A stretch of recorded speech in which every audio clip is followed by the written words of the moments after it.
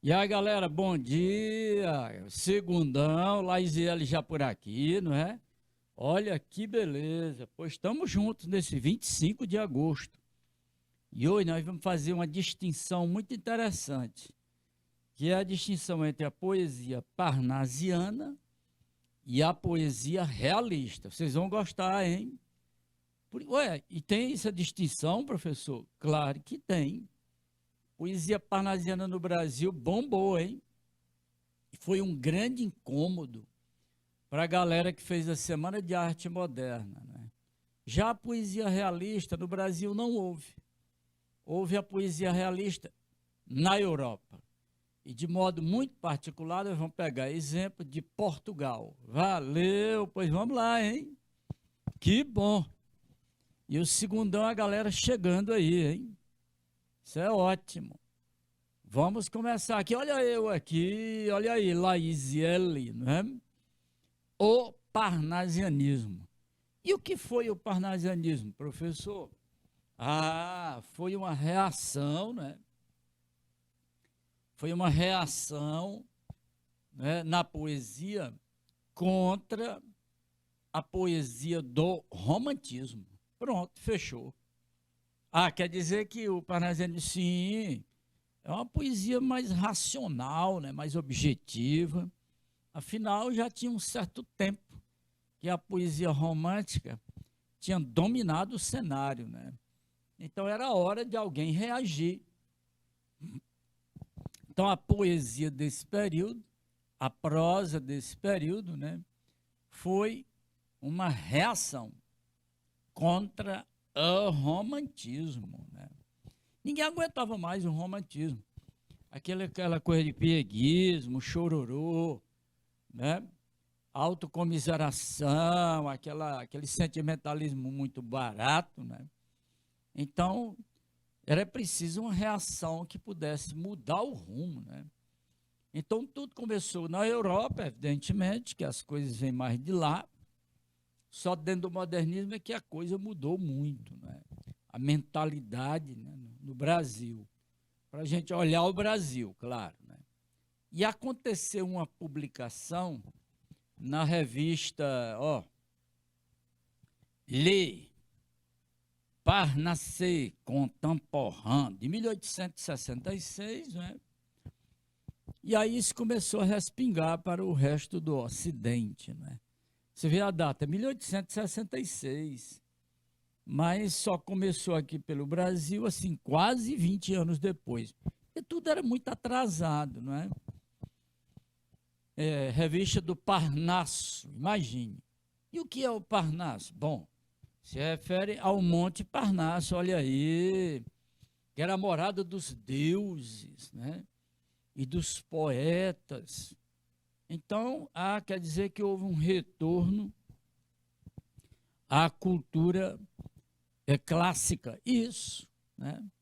Esses deuses, esses poetas, eles ficavam isolados do mundo. Opa! Cuidado com esse detalhe, segundão. Muito cuidado, porque, de fato, o poeta parnasianista, ele é isolado dos problemas sociais.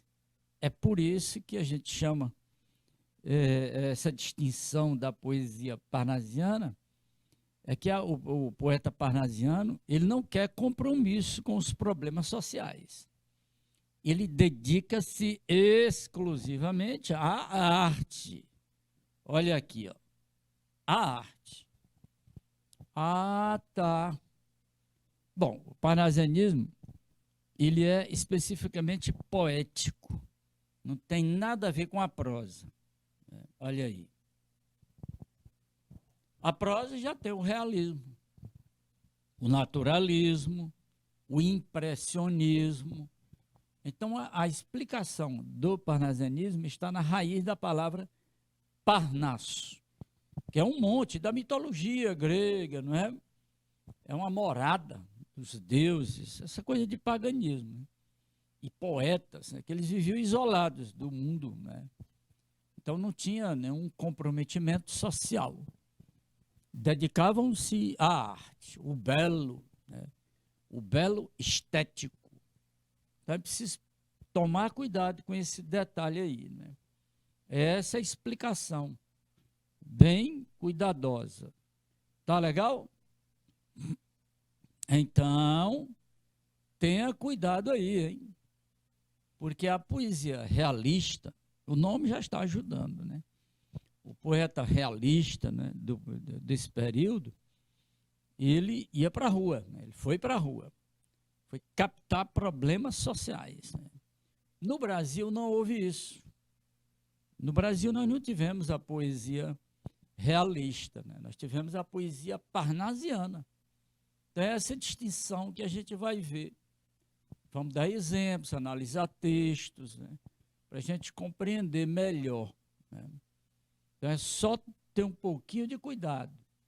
Poesia parnasiana só cuida da arte.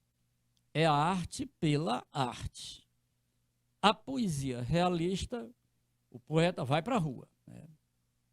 Ele vê os problemas sociais, né? Bom, boa distinção. Não é, segundão? Vamos lá, hein? Tenha cuidado, preste atenção. Imagine, na Europa, com a publicação dessa revista, claro, foi em Paris, né? A revista Le, o Parnaso Contemporâneo, né? Foi em 1866. No Brasil, para vocês terem uma ideia, a poesia parnasiana aconteceu em 1881. Caramba, pois é isso, hein? Imagine, de 66 para 81. Poxa, tem um tempo bom, hein? Daqui que essas novas ideias desembarcassem no Rio de Janeiro e fosse assimilada, levou tempo, hein? E isso desembarca no Rio de Janeiro, mas os poetas desse período, pelo menos 5, né? Eles não se comprometeram com os problemas sociais, né? Eles ficaram mesmo nesse isolamento. Cuidado com essa questão do isolamento, né? Então, o poeta parnasianista, ele é isolado. Não quer conversa com problema social. Fechado? Que beleza. Pois está aí, segundão. E eu bem aqui do lado de vocês. Tá legal, tá bom. Vamos dar uma olhadinha no contexto histórico, né? Social e político da época. Metade do século XIX. Segunda Revolução Industrial, a coisa aqui começou a mudar na Europa, hein? E vai respingando, só notícias, né, no Brasil, né? E aí, também, quase na metade do século, Karl Marx publica, né, o seu panfleto do socialismo. Isso, no período, causou um reboliço, como diz no popular, né? O avanço da medicina, que tornou-se experimental, ou seja, aconteceu na Europa uma onda de cientificismo, por conta de muitas coisas, né? Origem das espécies, o evolucionismo, tudo Darwin.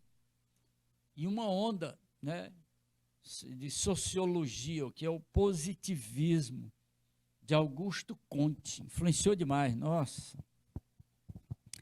Até hoje há vestígios do evolucionismo no Brasil. Basta olhar a bandeira nacional, né? Aquela frase lá, ordem e progresso, é um postulado positivista. Bom, galera, com as aulas do professor McDowell, né, ele vai cuidar melhor do positivismo, que é o estudo da sociedade, o estudo mais organizado, né? Mas também, na segunda metade do século XIX, explodiram, né, posicionamentos filosóficos que mexeu com a juventude. Por exemplo, o pessimismo, né, de Schopenhauer, né? Esse filósofo influenciou demais, nossa, né? Mas também nós tivemos uma onda assim, muito forte na juventude dos posicionamentos filosóficos de Nietzsche, né, sobre a questão da negação, né, da divindade de Cristo e da existência de Deus. Isso foi muito forte, muito complicado, né? Mas essa onda pegou a juventude. Uma coisa boa que aconteceu já no final do século XIX, que avança para o século XX, foi a psicanálise de Freud. Freud deu um show, está aí, até hoje, né? Os estudos científicos do Freud têm uma validade impressionante, né? Não perca esse quadro, esse contexto da economia, no caso da Revolução Industrial, a questão social por conta do capitalismo que avançou demais, né? E o posicionamento político, a questão da república, direitos civis, individuais, etc. Mas tem um detalhe que chama atenção, né? Outro pensador francês, Hipólito Taine, né? Ele lançou assim uma ideia muito, para a época, muito contaminada, né? Só que não avançou muito, né? Que é a questão do determinismo, né? Isso não foi muito longe. Em 15 anos estava enterrada essa ideia, né? É que essa coisa do meio, né? Do meio influenciar as pessoas, né? Companhias influenciando outras companhias. Isso não pegou legal, né? Não tem sentido aquela frase, dize-me com quem andas que eu te direi quem és, etc, etc. Não, não é bem por aí. Ah, aquele ambiente lá é um ambiente promíscuo, vai contaminar. Não, também não.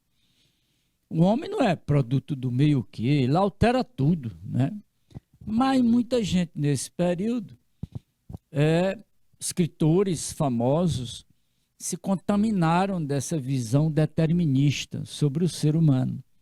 O Cortiço, por exemplo, do Aloysio Azevedo, uma parte da obra que está contaminada de determinismo, não sobreviveu. E o que ficou do romance O Cortiço foi a denúncia social, porque o resto não tem fundamento, né? Pois isso aí, esse slide 3, ele é, sabe, um passeio, né? Na segunda metade do século XIX, né? E tudo isso, de certa forma, respingou, no Brasil. Essas ideias desembarcaram no Rio de Janeiro, entre mais ou menos a partir de 1870, né? Até foram muitos benefícios para a arte, né?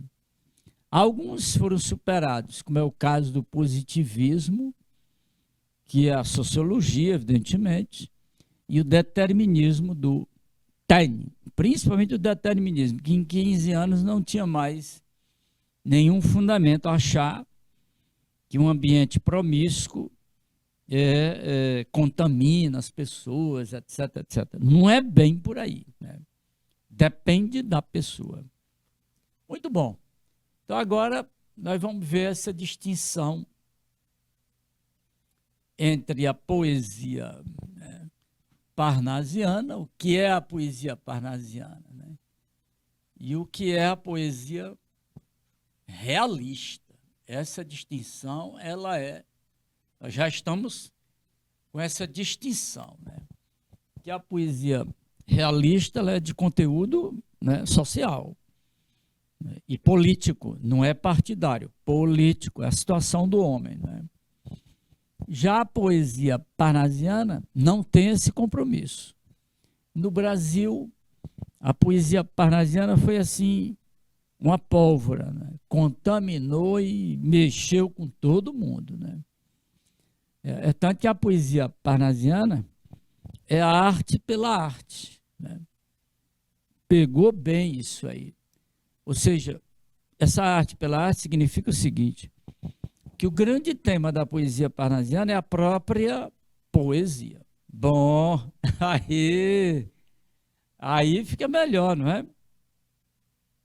Então, a poesia parnasiana, ela sobrevive aqui, ó, da arte pela arte.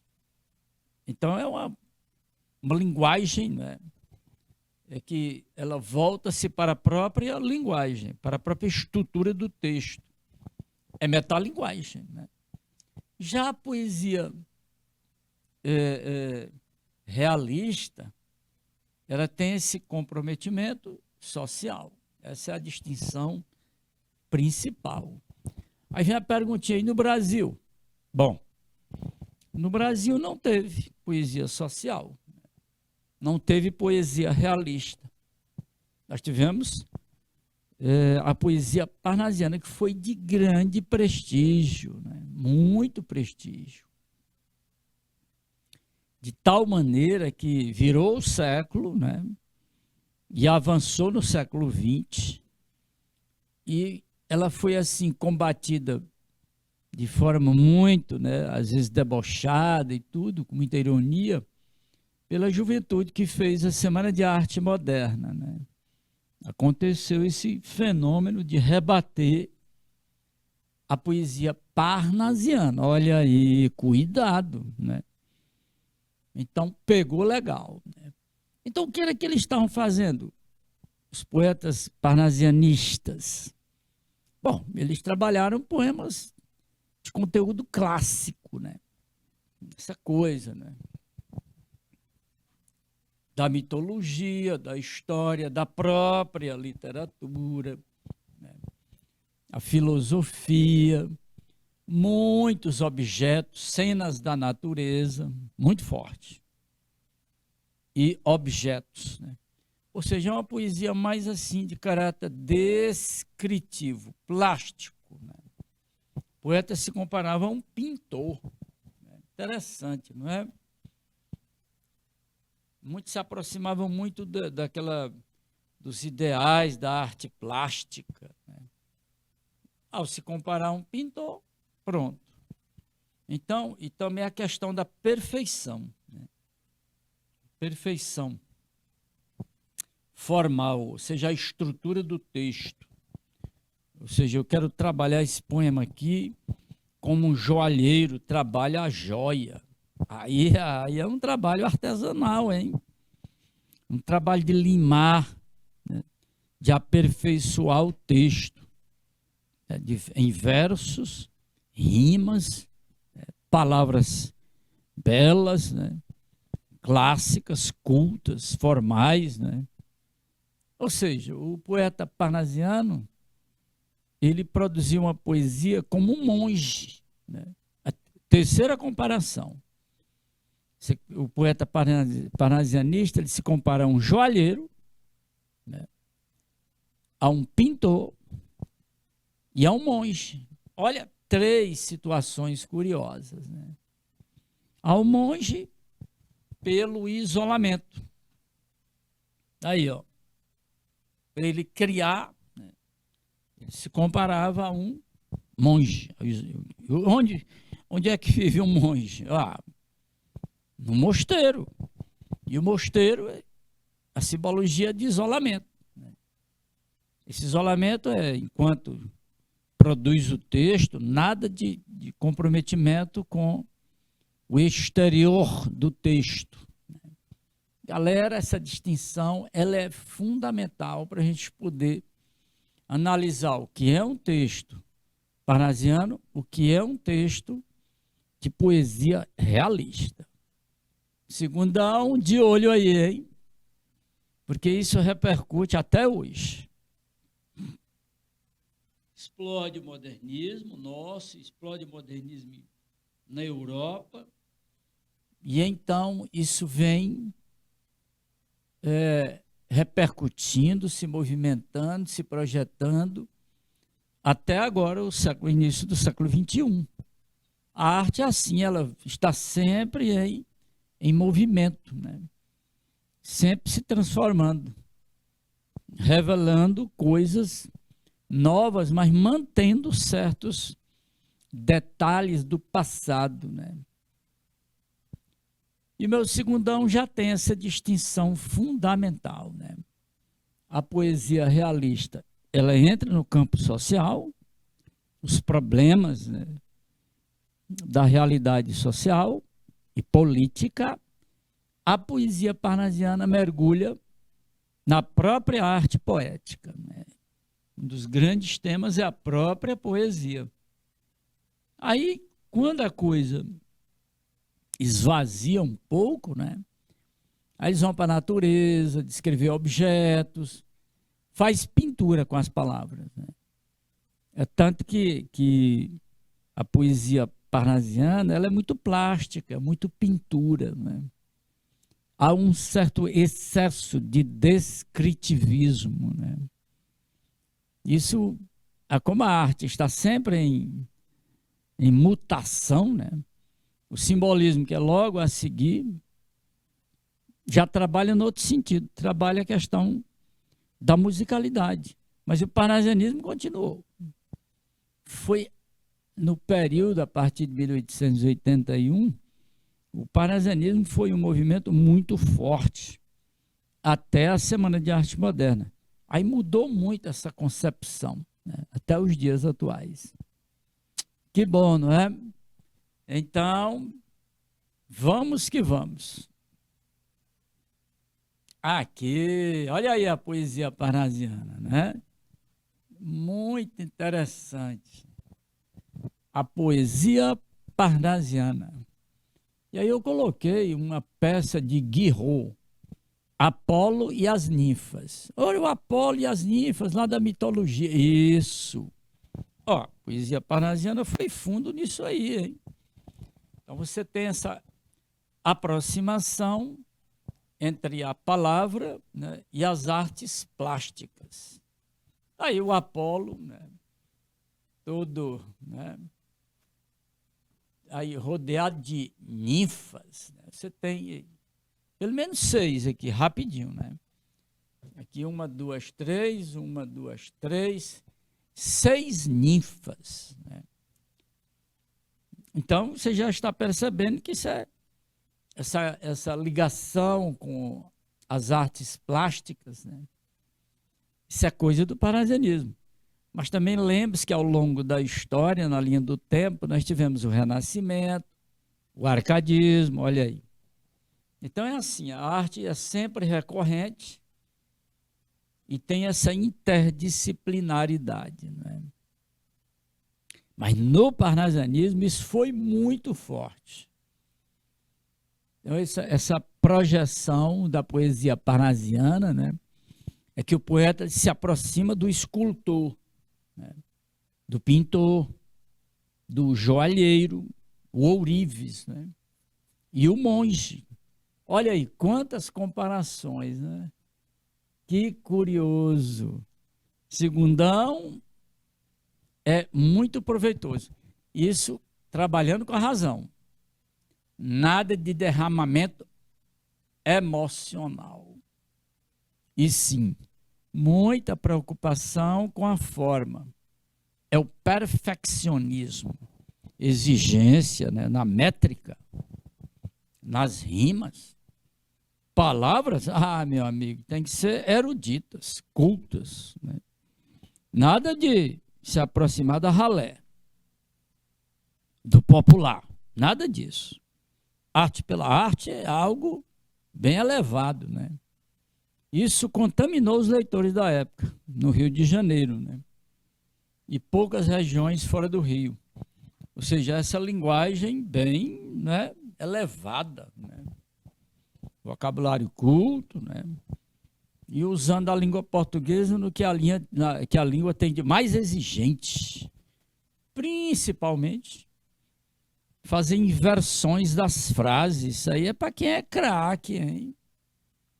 Então, os poetas do parnasianismo, que é no Brasil, porque na Europa não teve parnasianismo, né? Em Portugal, principalmente, teve poesia realista. Valeu, Laisiele. Ah, que bom, pois é isso. É um gosto, né? A poesia voltar sobre ela mesma, né? Para mostrar esse domínio, né, do uso da língua portuguesa no seu ponto mais elevado, né? O Bilac, Raimundo Corrêa, Alberto de Oliveira, tem uma mulher famosa aí, hein? Francisca Júlia Laisiele, e tem também Vicente de Carvalho. Você quer ver um piauiense também muito famoso nessa linha? O da Costa e Silva, hein? Virou o século. Da Costa publicou em 1908 o livro Sangue, né? E ele traz esse contexto parnasiano. Nós temos ainda um poeta de Oeiras, Nogueira Tapeti, muito forte nisso aí, né? Pois tá aí, galera. Olha, segundão, é bom estudar isso aqui, porque isso vai ter repercussão ao longo do século XX e ainda, né, no XXI. Tudo certinho? Que beleza, né? Pois olha aí, cuidado, aqui é a poesia parnasiana, hein, Laisiele? Se aproxima muito das artes plásticas, né? E observando aqui Guirot, né, o Apolo e as ninfas, você vê que há uma certa sensualidade na peça, né? O Olavo Bilac também entrou nessa aí, da sensualidade, né? Se aproximou muito das artes plásticas, né? Tá aí o Apolo todo fogoso, acomodadão, e as ninfas cuidando dele, hein? Tá aí, que beleza, né? Belos corpos, né? É a cultura clássica, né? Perfeição das formas, né? Muito bom. Aqui mais características, né? Retomada da cultura clássica, acabamos de falar. É muito descritivo, ou seja, muito dos olhos, pictórico, né? Descrição. E aí vem a questão do rigor formal, né? A gente acabou de falar. A arte pela arte. Talvez seja a característica central do parnasianismo. Arte pela arte, né? Superioridade, concordo com você. Claro que sim, né? É só quem tem aquele conhecimento bem profundo do idioma, né? E além disso, esse conhecimento profundo do idioma, aliado, né, à arte, ou seja, o artista, né? Então você tem rimas, aquele rigor, né? Palavras cultas, rimas raras, aquela coisa toda. Nós vamos ver isso agora. Bom, e o principal do parnasianismo é esse descomprometimento social. Ou seja, a poesia tem como tema principal ela mesma. É o que a gente chama, ó, metapoesia. Metalinguagem. Aí, é bom estudar, né, o parnasianismo, que é para a gente ver essa distinção aí, né, do que é a poesia realista, que nós não tivemos aqui pelo Brasil nesse período, né? E eu estou comparando com a de Portugal, porque é a literatura irmã, né? É tanto que eu trouxe texto de autor português para comparar com o texto do autor brasileiro, né? Fica bem melhor para a gente confirmar, né, e aprofundar esses conceitos de distinção. Muito bom. Dê uma olhadinha aí, com cuidado, né?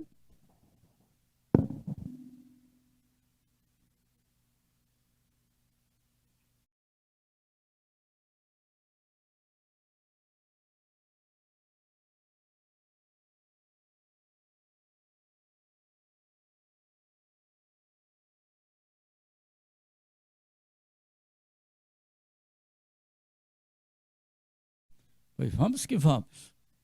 Ah, tá aqui. Eu trouxe um texto do maior, né? Do mais festejado, né?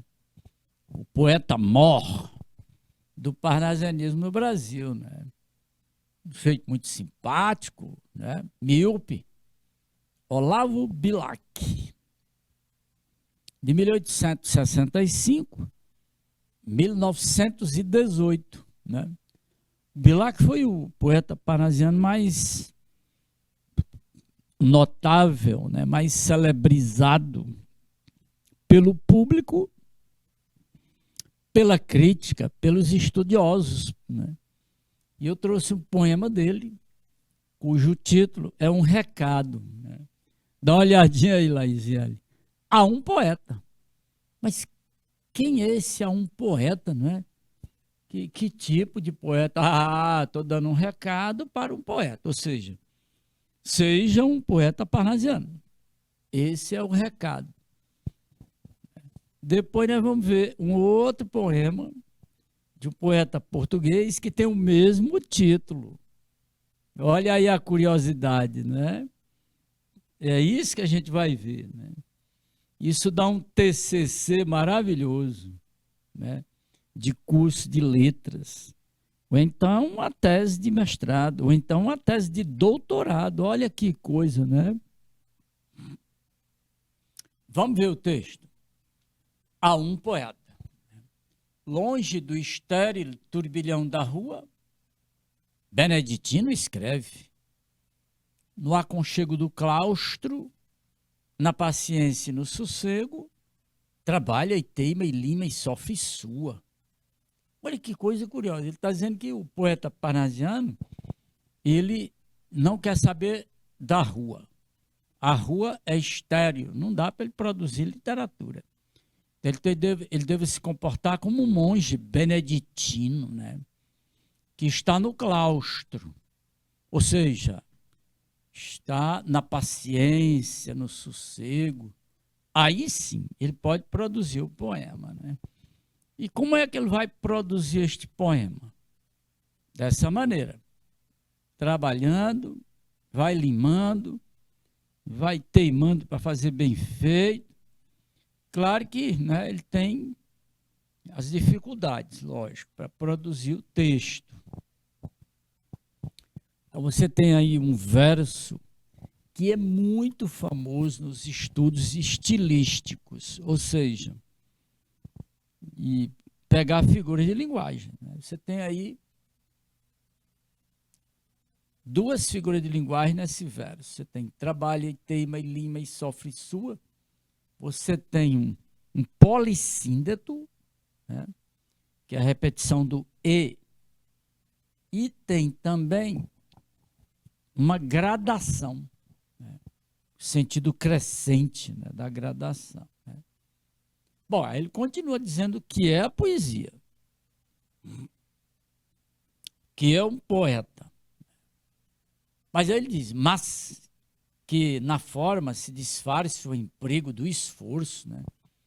E a trama viva se construa de tal modo que a imagem fique nua, rica, mas sóbria, como um templo grego. Opa!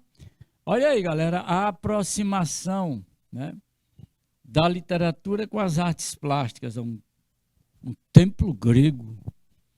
Não se mostre na fábrica, ou seja, no processo criador, né, o suplício do mestre. E natural o efeito agrade, se lembrar os andaimes do edifício. Olha aí a arquitetura. Olha aí a aproximação de novo, né? Porque a beleza, a gêmea da verdade, a arte pura, inimiga do artifício. Aí ele dá uma mancada, né? Porque esse comportamento todinho, né? Sim, olha, você disse uma coisa, sua frase é muito oportuna, Laisiele, porque a gente aprende para a vida, né? Bonito, né? No futuro ensinar os outros, né?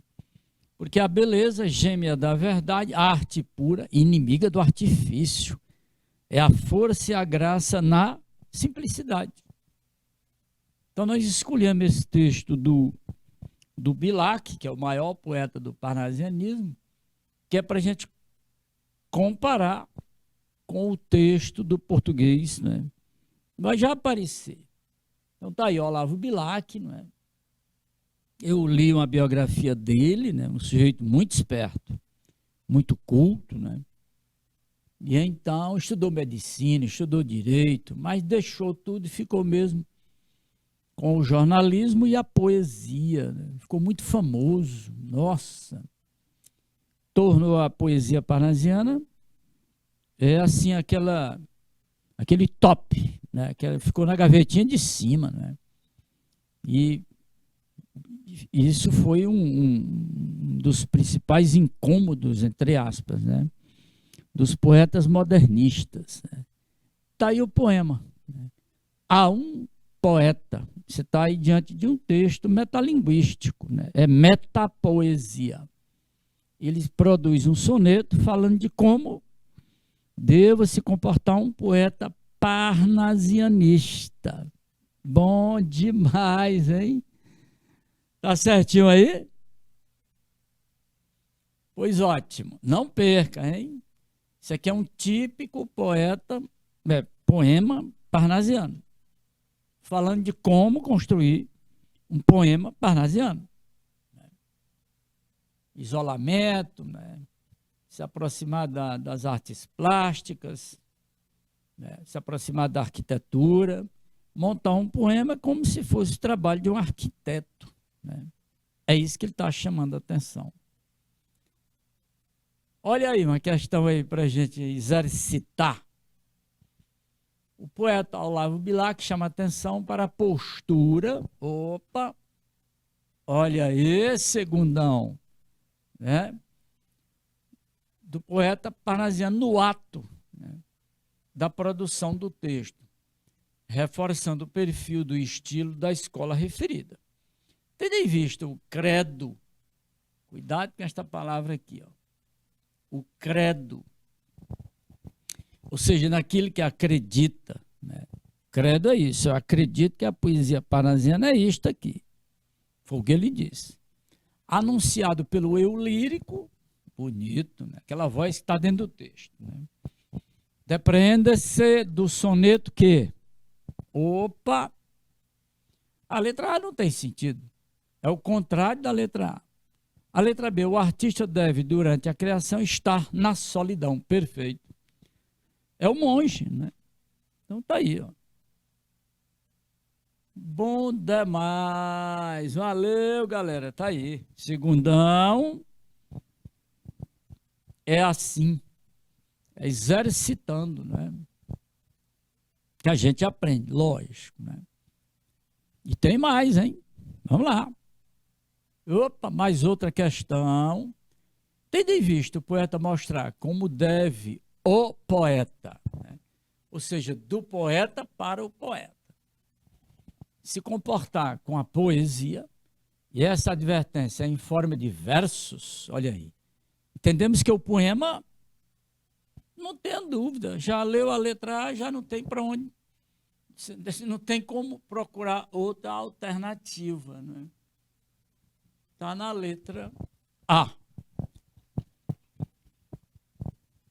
Perfeito. Né? É um texto metalinguístico, porque o poeta está produzindo um poema falando de como produzir um poema no parnasianismo. Letra A. É a poesia falando da poesia. Que beleza, não é? Se a gente concentrar direitinho, prestar atenção, o conhecimento ele é assimilado quando a pessoa está concentrada. Né? Limpar o pensamento. E tem mais, olha aí. Sabemos que Beneditino é o monge da Ordem de São Bento. Está aí. No entanto, Olavo Bilac, poeta parnasianista, beleza, né? A gente distingue bem que é para poder, nós estamos só repetindo, né? Não se refere especificamente a um monge, né? Ele não está se referindo a um monge no texto. Ele dá só uma pista. A palavra beneditino foi empregada em sentido figurado, claro, né? No contexto acima, qual o significado de beneditino? O que é uma pessoa, né, um beneditino? Não, isso da letra A não tem sentido, mas a letra B não tem como escapar, né? Olha aí, ó. Um homem, uma pessoa, um erudito, né, que tem paciência, dedicado e vive, ó, isolado, recluso.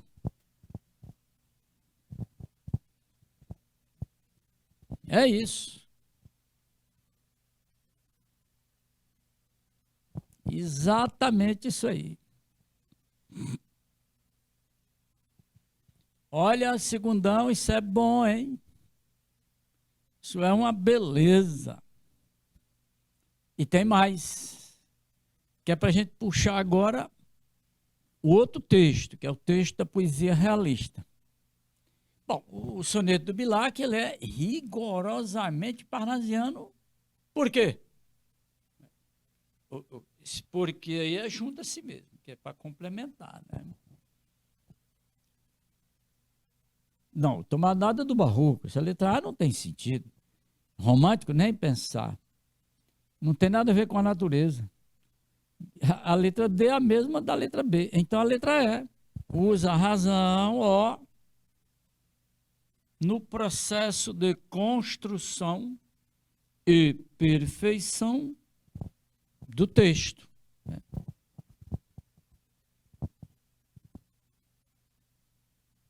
Do texto. Valeu, vamos que vamos. Muito bom, perfeito, né? Acho que está na hora da gente puxar o outro texto, né? Mais uma questão. De acordo com a primeira estrofe, né, do soneto do Bilac, a pergunta é: quais são as condições para a criação? Opa! Né? Essas condições, bom, já está claramente, né? Tem o isolamento do artista, né? A tranquilidade, perseverança. Letra C.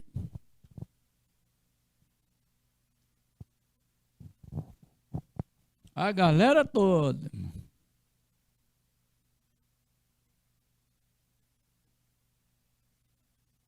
Uruçuí, Pimenteira, a galera toda assistindo aí, não é? Segunda série. Rapidão, hein? Agora é a vez da poesia realista. Bom demais, hein? Aí nós vamos só confirmar o que foi dito desde o início. A poesia realista. Como tudo tinha mudado na Europa, não é? A questão do contexto histórico, né? Era preciso uma nova postura, né? Do ponto de vista social e cultural. Isso exigia dos escritores dar uma olhada na realidade. Eis o detalhe, ó. A realidade. Ou seja, contra o romantismo, menos idealizada, mais objetiva, crítica e participante. Então você já tem, né, 3 expressões próprias, né, para olhar a realidade: objetividade, a crítica e participação. Ou seja, era preciso renovar a literatura. Uma nova linguagem, uma nova visão de mundo, né? Temas. Né? Em Portugal, foi muito especial em Portugal, né? Porque um povo que estava mergulhado naquela mentalidade, né? Mentalidade romântico-cristã. É preciso levá-lo à modernidade. Essa modernidade aí, entre aspas, porque não se refere ao que aconteceu no século XX até agora, né? Mas uma modernidade diferente do romantismo. Então a poesia realista, ela é de engajamento, compromisso, ação, né? E também uma pontinha de reverência, lógico, né? Isso aí é que é o mais interessante, mais curioso, né? Então, dê uma olhadinha, releia o slide, né? Que é para poder a gente compreender melhor a poesia realista, né? A parnasiana a gente já sabe bem direitinho, né? O que é, qual é o foco, né? Agora é a hora da poesia realista. Opa! Agora chegou o nosso convidado, hein? Está aí o barbudo aí, o Guerra Junqueiro é o nome dele. Olha o título do poema. A um poeta. Olha aí. 1842 e 1891. Então nasceu antes do Bilac, não é? Faleceu antes do Bilac e um bom tempo, hein? Significa dizer que o Olavo Bilac, você já entendeu, né, segundão? Né? Você já entendeu. O Bilac já encontrou o poema dele. E aí fez o poema dele segundo a ótica parnasiana. Muito bom. Aí agora nós vamos ver, fazer a leitura com cuidado para a gente fazer a distinção com o poema do Bilac. A um poeta. Né? Aí tem uma expressãozinha latina, surgetambula, levanta e anda. Opa! Isso é uma frase bíblica, né? Levanta e anda. Quase assim uma ordem, levanta. E aí ele diz, tu. Gente, que interessante, né? A interlocução tu está se referindo ao poeta, hein? Do jeito do Bilac. Tu, que dormes, poxa, espírito sereno, posto à sombra dos cedros seculares, como um levita. Olha aí a Bíblia, à sombra dos altares, né? Longe da luta e do fragor terreno, longe. Ele está dizendo, você que é um poeta que está aí, cochilando e tal, né? Assim, comparado a um levita que só cuida dos altares, né? Com aquela, né? Não, olha, não é assim, não. É isso que ele está dizendo. Não é assim. Acorda. É tempo. O sol já alto e pleno afugentou as larvas tumulares, né? Ele está dizendo que já tem uma outra ideia, né? Uma nova mentalidade, que não é aquela romântica, doentia e tal, né? Para surgir do seio desses mares, um mundo novo. Né? Espera um aceno, né? Escuta. Ó, e como é interessante, né? Ele está dizendo, ele começa bem aqui, ó, tu, escuta. É a grande voz das multidões, ou seja, o poeta está lá junto da multidão, né? É totalmente o contrário do parnasianismo. São teus irmãos que se erguem. São canções, mas de guerra. E são vozes de rebate. Ergue-te. Olha aí como é interessante, né? Tu, escuta, ergue-te, pois soldado do futuro e dos raios de luz do sonho puro, sonhador, faz espada de combate, ou seja, caneta. Né? A caneta é uma espada. Que belo texto, né? Olavo Bilac, certamente, quando leu o texto do Guerra Junqueiro, poeta português, não, para nós a poesia é assim. Aí o recado foi poesia da arte pela arte, porque o poema do Guerra Junqueiro é ir para a rua, junto das multidões, né? Bonito, nossa, que texto, né? E aí ele dilui a epígrafe, né? Surgetambula, né? Levanta e anda. Né? ergue-te, olha aí, né? Escuta, levanta, ergue-te, vai para a rua, vai ouvir a voz das multidões, é como se fosse um soldado, né? Vendo os problemas da realidade, né? Que texto, né? Tá aí, há um poeta. Tem a um poeta do Bilac, há um poeta do Guerra Junqueiro, e aí você tem a distinção muito forte entre poesia parnasiana e poesia realista. Muito legal, muito bom. Perfeito. E tem questões, hein? Vamos ver aqui. Aqui. O soneto do Guerra Junqueiro, né, apresenta como locutor, o locutor é o eu lírico, né, que está dentro do texto, né, que é um poeta realista, esse locutor, né, que defende as novas ideias, né, e apresenta um interlocutor. Opa! Atenção, galera. Quem é o interlocutor? Esse tu. Ele está mandando o recado, né? E quem é esse tu? Você viu, né? Percebeu bem quem é o tu? É um poeta romântico que está cochilando, né? Está lá, né?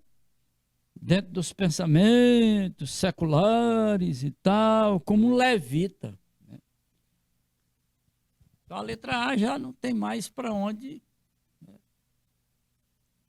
Aí, muito bom. Perfeito. Ótimo. Segundão, dois textos, esses dois textos são assim, bem, né, fazem bem a distinção entre a poesia parnasiana e a poesia realista. Ninguém esquece uma coisa dessa, não é, Laisiele? Muito bom. Todo segundão aí de Pimenteiras, né? Uruçuê, a turma toda. Vamos complementar? Aê, essa questão é magnífica, né? Há no soneto um jogo, olha aí, galera, de claro, um jogo de claro e escuro, né, que justifica a reação contra a mentalidade dos artistas da época. Ou seja, o Guerra Junqueiro entra em choque com o que estava acontecendo em Portugal, aquela formação romântico-cristã. Por isso que ele fala no Levita, né? E o comportamento do poeta romântico, né? Muito para baixo, né? E tudo, tedioso. Né? O que isso significa, essa reação com a linguagem do soneto? Tá ótimo, né? O que é a sombra, o que é o sol? Ó, a sombra, o sol. A sombra tá ótimo, né? A sombra é a fuga da realidade social. Já o sol, ó, uma nova mentalidade. Mas que beleza, não é? Daí a resposta. A análise toda do poema está entre sombra e luz. É uma antítese perfeita. Sombra está para o romantismo, como o sol está para o realismo, né? É ótimo. Se você fizer uma releitura do soneto, os dois pilares que sustentam o soneto, fica muito claro: sombra, sol. Olha, segundão, foi um prazer muito grande, que legal. Até o próximo encontro. Tchau.